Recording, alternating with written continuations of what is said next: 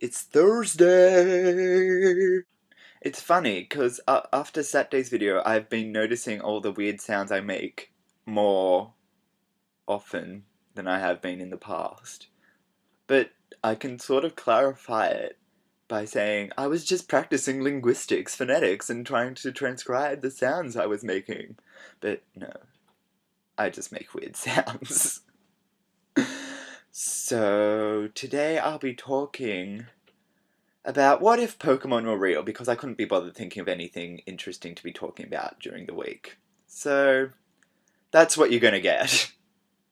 Firstly, it would be really, really awesome because I've been dreaming and wanting Pokemon to exist ever since I was started playing the game, and it was one of the first video games I ever played. So that's a pretty big thing to want all your childhood and teenage years to oh, I wish Pokemon were real.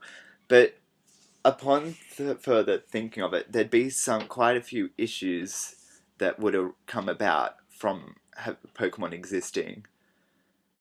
Like the age the children start Pokemon training. It's in the original games and anime series, Ash was 10 when he started, which is like when I was in year 4, and I couldn't survive by myself traveling around with a Pokemon for very long. If that was the case, I wouldn't be able to cook and feed myself, and I'd be like, oh, I don't want to walk anywhere today. I'm lazy. But it's weird. And the parents wouldn't let them go in today's society. They'd be like, no, you're too young, you can't go. Another problem would be, if you were a bad Pokemon trainer, you'd be poor, and you wouldn't be able to buy potions and stuff for your Pokemon. Because in the video games, when you lose a battle, you have to pay a certain amount of money to the victor of the battle. So, if you were really bad at Pokemon, you'd be poor because you'd keep losing Pokemon battles, and then you'd have to give up your money, and then you won't be able to buy food, then you're all potions, so then your Pokemon will die. That's another problem, because it's not really explored in the game that much, because they actually do have Pokemon cemeteries, like in Lavender Town, or Mount Pyre, or the other one in Black and White, which I can't think of, what's so bad. But anyway, yeah, it's not really explored that the Pokemon actually die. You just see them faint. But one of the big issues that I would have if Pokemon were real, and if it was the society in the game, as in all different regions, would be the seclusion we get from each other. Because people rarely travel between towns unless they have a Pokemon with them, because of wild Pokemon attacks.